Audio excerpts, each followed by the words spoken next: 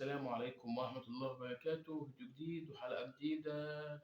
فيديو جديد. قبل ما نبدأ طبعا ما تنسوش الصلاة على النبي عليه أفضل الصلاة والسلام، والدعوة لإخواتنا في فلسطين. ما تنسوش برضه اشتراككم في القناة وتفعيل جرس التنبيهات وحطوا لايك وكتبوا كومنت، عشان الكلام النهارده في موضوع مهم، وموضوع أغلبه يحدث في أغلب البيوت. هنتكلم عن تحكم الأهل. أنا لا قصدي هاجم ولا أنا قصدي أقول لكم على اللي فيها. تحكم الأهل على الأبناء. الأهل يبدأوا، الطفل يتولد من هنا، يكبر بعد الولادة، يكبر ويكبر لحد ما يتم سنتين على الأقل أو 3، يقدروا بقى يربوا. ما تقوليش تربية حديثة ولا من التربية دي. في ناس بتحب تتحكم في ولادها. انا مش قصدي حد، انا بتكلم عن حاجة بتحصل ولسه بتحصل وما زالت تحدث الى الان. الولد يكبر من هنا، وتحكمات الاهل تبدأ بتحكمات مستفزة ومستبدة. تحكم الاهل على الابناء. الاب يقول له صاحب ده وما تصاحبش ده، اخرج مع ده وما تخرجش مع ده. الام مش مدياله وبتقول له اقعد اعمل ده وما تعملش ده. دي طريقه تربيه، بس طريقه تربيه مستفزه ومستبده حبتين. غير كده حضراتكم الاهالي نفسها راجعوا نفسكم ازاي بطريقه تحكمكم. ابنك او بنتك هيحصل له عقده نفسيه. عقده نفسيه هتخليكي مش هتعرفي تتعاملوا معاه. اخرج مع ده وما تاخدش ده، صاحب كذا وما تصاحبش كذا. في بعض تحكمات الاهل بتبقى خنيقه. يعني حضرتك كأب او حضرتك كأم ما تحاوليش تجبري حد، ابنك او بنتك، على حاجه هو مش عايزها.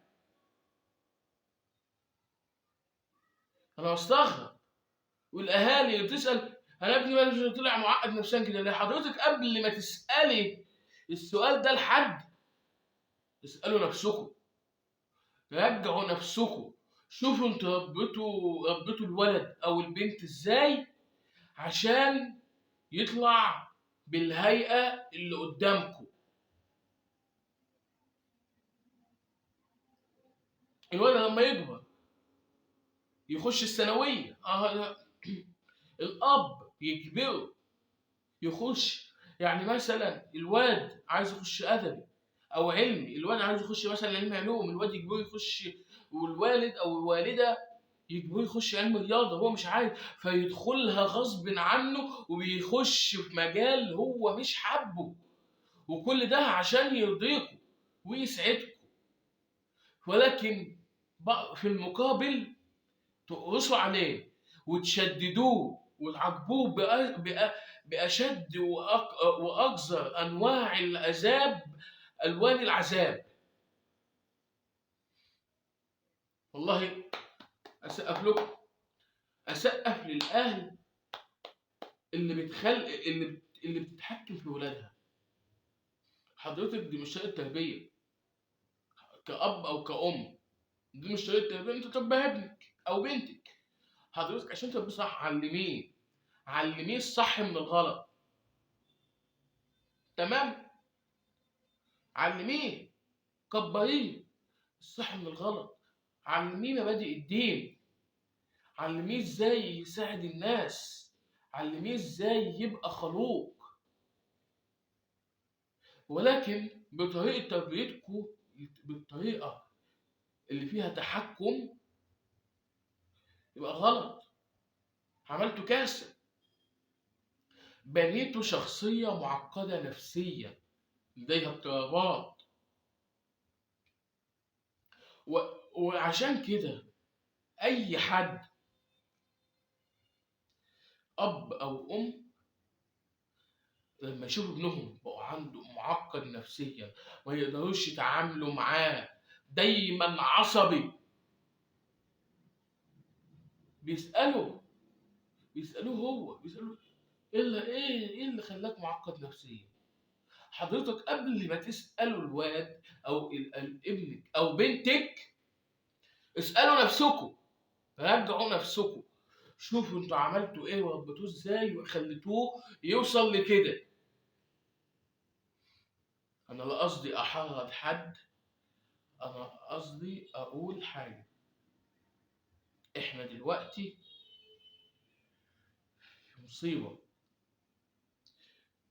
والاب الابن يخلص ثانويته من هنا يخش الكليه، قبل ما يخش الكليه ابوه يقول له خش في كليه كذا هيطلع كذا، وامه لا هيخش كليه كذا عشان يطلع كذا، وهو هيعمل ايه في وسط التحكم، تحكم الاباء على الابناء، بيخلق جو من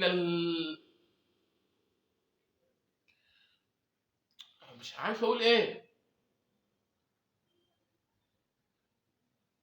راجعوا نفسكم، حاولوا تخلوا اولادكم قريبين منكم.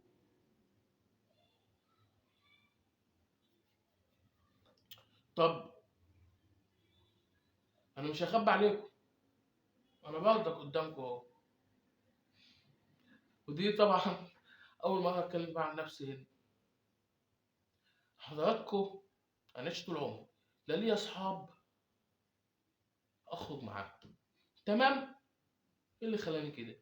بالعكس، انا ابويا وامي ربوني احسن تربيه وعلموني احسن تعليم، تمام؟ ال- اللي احنا طريقتي حاجه مش غريبه.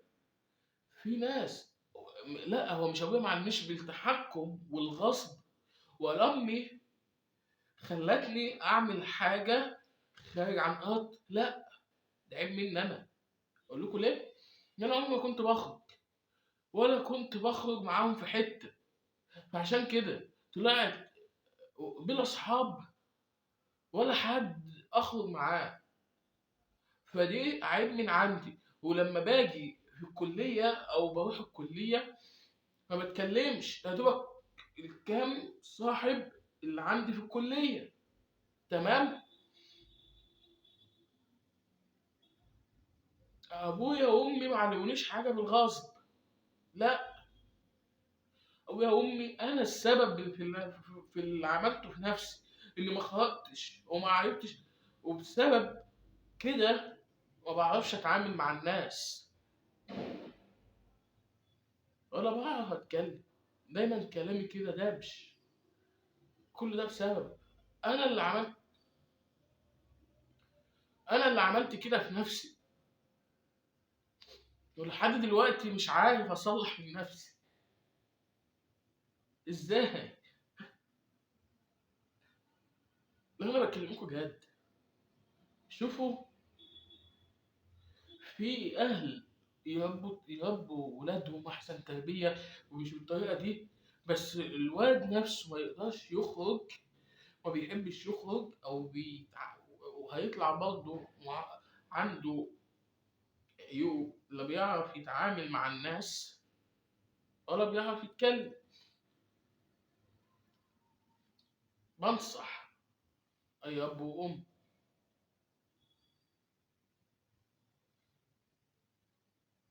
يا الله، يا ريت ما تتحكموش في ابنائكم. الابن نعمه او بنتك، حافظوا على اولادكم، الولاد اهم حاجه في الدنيا دي.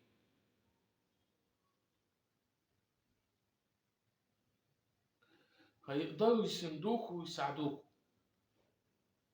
انا دلوقتي بتكلم عشان اقول حاجه. في ناس بتتولد كده، وفي ناس بتتولد اهلها متعصبين وبيتحكموا فيهم بطريقه غبيه وخنيقه ومستفزه. عايز اعرف منكم استفدتوا ايه؟ الواد كبر بقى عنده عقده نفسيه بسببكم. وده طبعا ده كان اخر الفيديو. ما تنسوش الاشتراك في القناه والصلاه على النبي عليه افضل الصلاه والسلام، والدعوه لاخواننا في فلسطين. وده كان نهايه الفيديو.